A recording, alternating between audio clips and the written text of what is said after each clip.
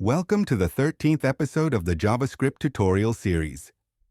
Today, we're going to explore a very important part of JavaScript, strings. You'll learn what strings are, how we can manipulate them, and we'll also look at a variety of useful string methods that can make your coding life much easier. So let's jump right in and start working with strings.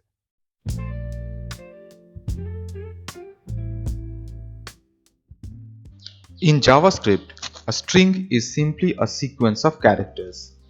These characters can be anything: letters, numbers, symbols, or even spaces. You can create strings using double quotes, single quotes, or backticks. All three are valid, but each has its own use case. For example, here I am using double quotes to assign the value John to a variable called name. Next, I use single quotes to create a simple greeting.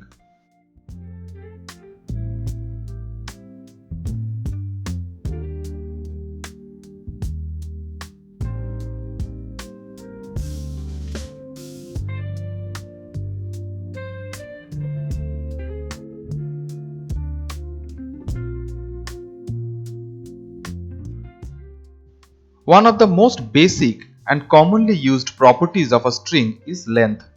It tells us how many characters are in the string, including letters, numbers, punctuations, and even spaces. Here, the string JavaScript has 10 characters, so text.length will return 10. This is especially useful when you are validating input or setting limits on text length.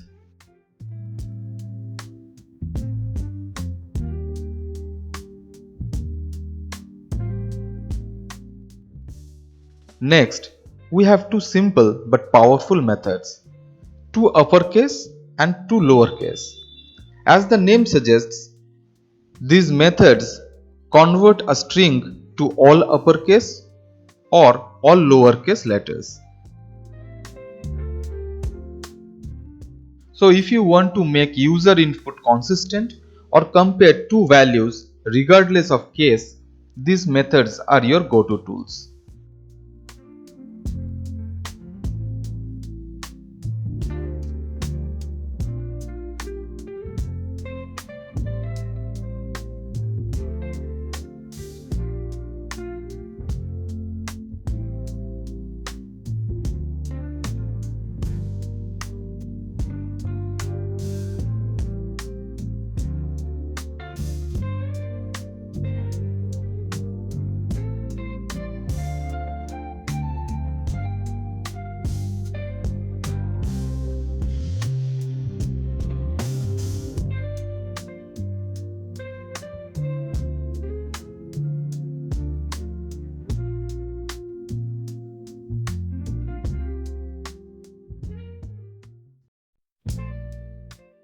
Now, let's say you want to check whether a certain word or phrase exists within a string.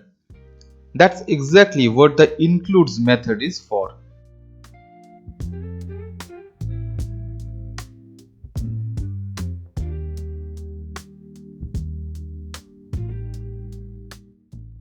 Here, we are checking if the string JavaScript contains the word script.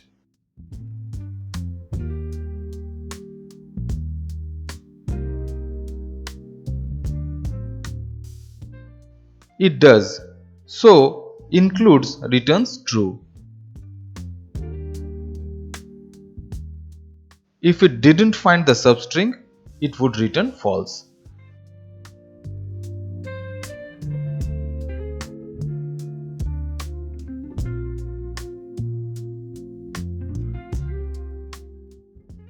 Index of tells us the position of a specific character or substring within a string.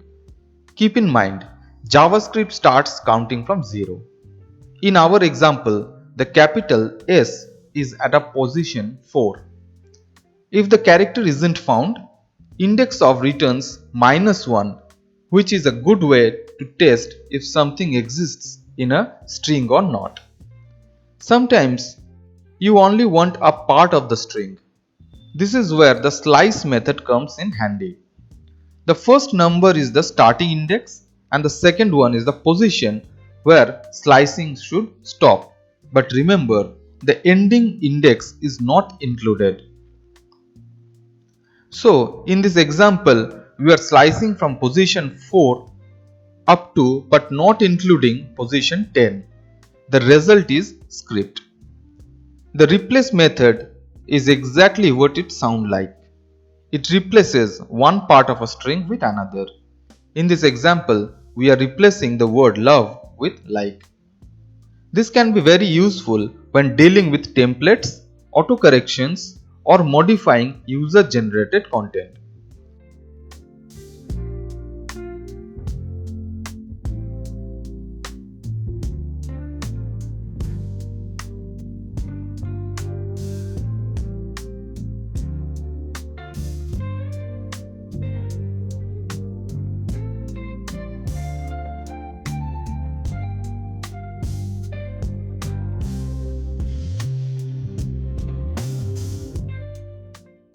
Last but not the least, the trim method is a lifesaver when dealing with user input.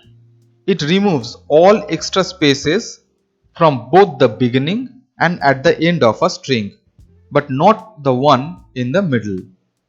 This is especially useful when you are getting input from a form where users might accidentally add spaces.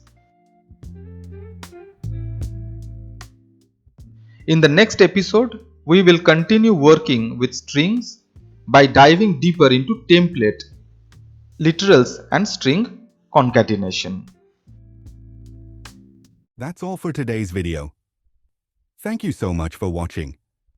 If you enjoyed this presentation, don't forget to hit that like button, share it with your friends, and leave a comment below. I'd love to hear your thoughts. Make sure to subscribe to my channel and hit the bell icon so you never miss an update. See you soon in the next video. Take care and bye for now.